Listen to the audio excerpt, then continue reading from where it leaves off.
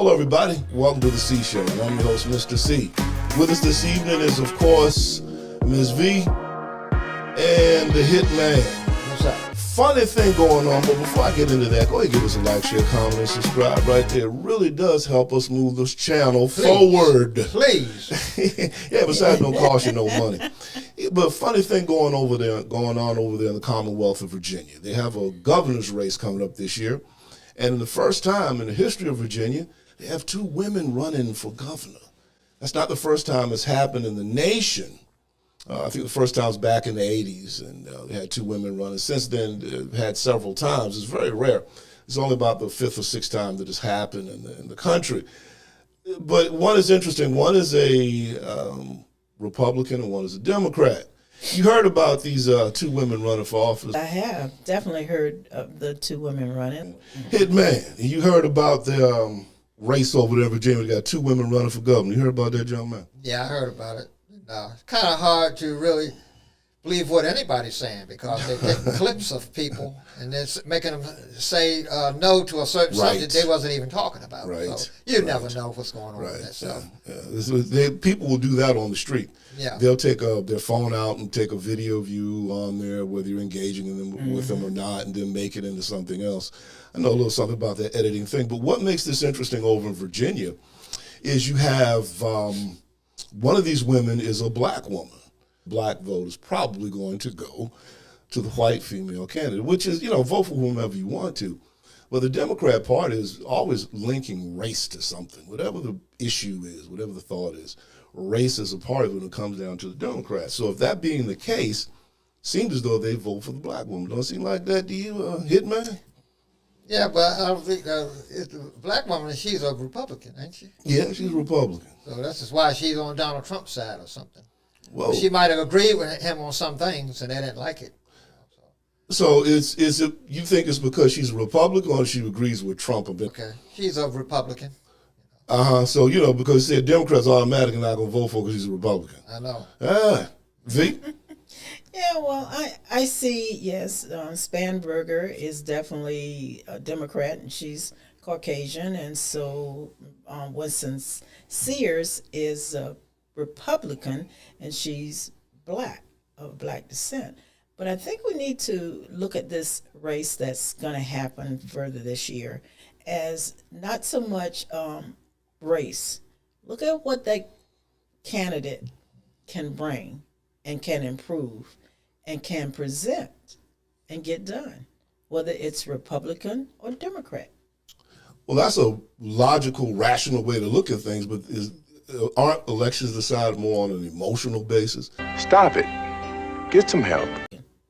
The thing about it is if you bring up the history, the racial history of Virginia, and you see the ones that have been in charge of this, which would be the Democrats, and what they've done as far as inflicting, hardship on black people, you'll see it's been a Democrat thing. And the part that I found amazing is you can bring up all of this information to your average black Democrat voter and say Democrats did this to black people, Democrats did that to black people, here it is in black and white. This is historical, mathematical fact. And they'll say, so what? It's up to the voter to get some knowledge on their own and stop listening to these.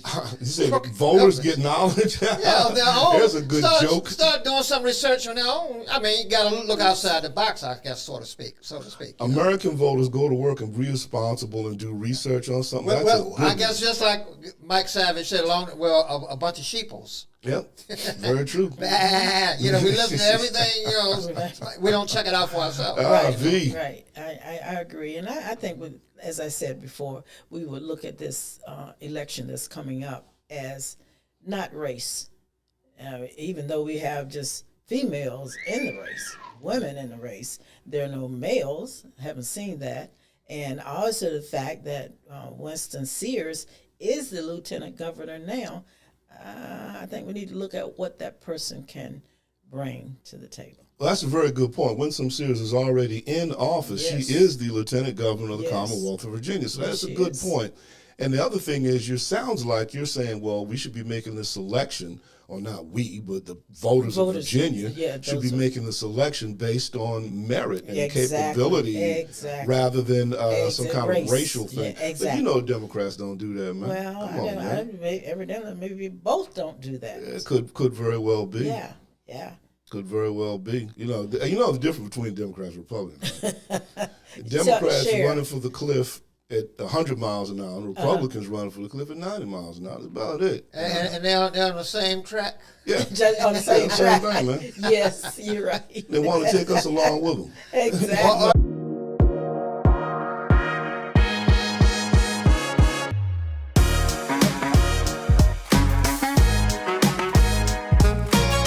In this crooked game of power politics here in America, the Negro, namely the race problem, integration, civil rights issue, are all nothing but tools used by the whites who call themselves liberals against another group of whites who call themselves conservatives, either to get into power or to retain power. Among whites here in America, the political teams are no longer divided into Democrats and Republicans. The whites who are now struggling for control of the American political throne are divided into liberal and conservative camps. The white liberals from both parties cross party lines to work together toward the same goal.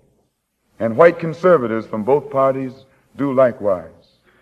The white liberal differs from the white conservative only in one way. The liberal is more deceitful, more hypocritical than the conservative. Both want power, but the white liberal is the one who has perfected the art of posing as the Negro's friend and benefactor. And by winning the friendship and support of the Negro, the white liberal is able to use the Negro as a pawn or a weapon in this political football game that is constantly raging between the white liberals and the white conservatives.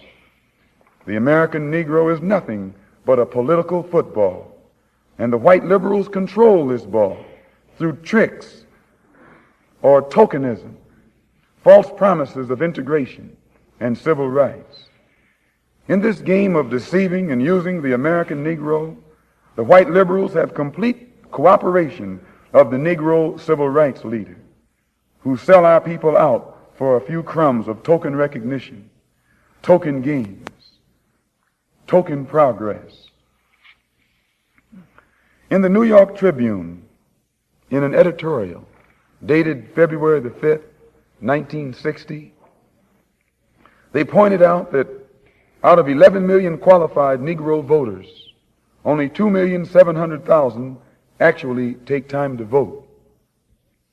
This means that, roughly speaking, only 3 million out of the 11 million Negroes who are qualified to vote take an active part, and the remaining 8 million remain voluntarily inactive.